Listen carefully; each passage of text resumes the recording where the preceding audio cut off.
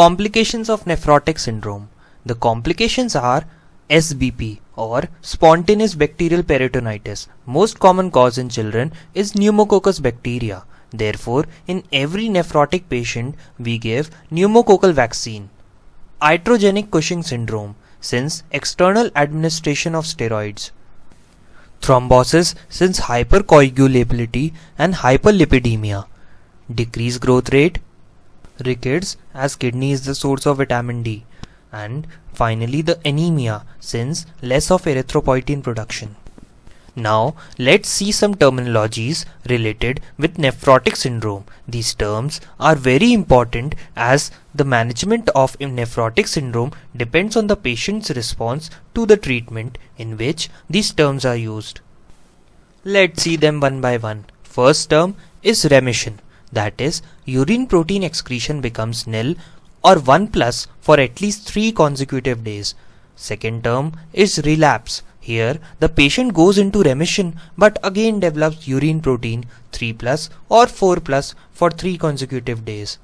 The third term is FRNS, frequently relapsing nephrotic syndrome. It is said if more than 2 relapses occurs within 6 months. Fourth term is SDNS, that is steroid dependent nephrotic syndrome. Here the patient comes in remission phase under daily and full dose of steroid but relapses on either reduction of the dose, that is alternate day therapy, or stoppage of steroids in less than 14 days of dose change. Fifth term is SRNS, that is steroid resistant nephrotic syndrome. In this, there is failure to attain remission despite of giving 8 weeks of daily full dose steroids.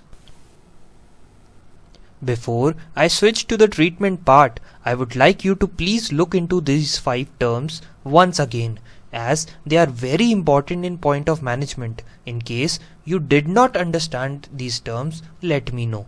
I will make a separate video on this. Now let's see the treatment. Treatment of first episode of nephrotic syndrome is started with the drug of choice as prednisolone, given as 2 mg per kg per day for 6 weeks, and after that shift to lesser dose, that is 2 mg per kg per alternative day for another 6 weeks.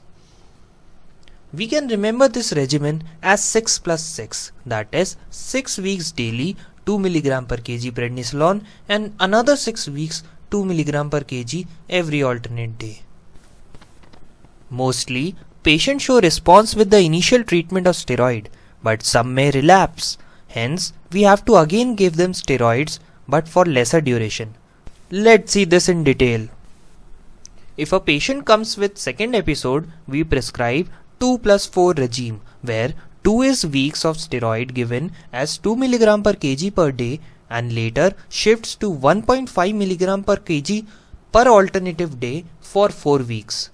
Few patients may again relapse and we cannot continue to give steroids for that long due to its potential toxicity. Hence, we have to consider other options. Let's see the treatment in FRNS, SDNS or patients who are not able to tolerate steroids.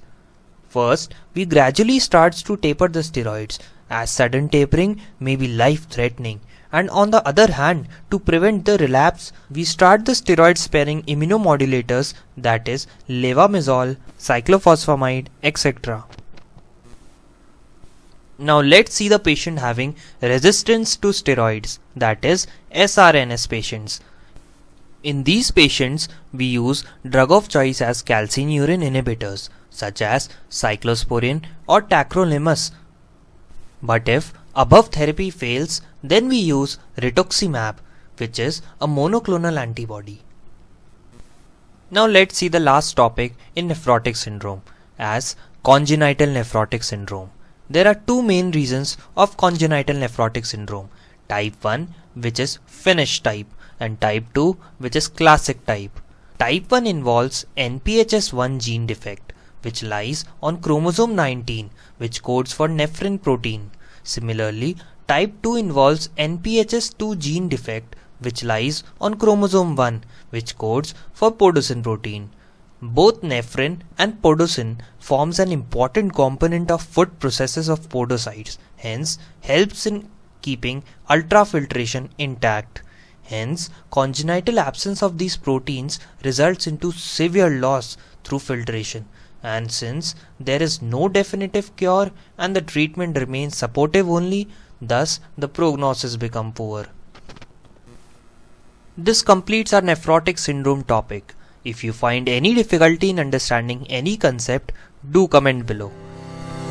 If you like the video, then do give a thumbs up. It means a lot to me. And if you are new here, then do subscribe our channel.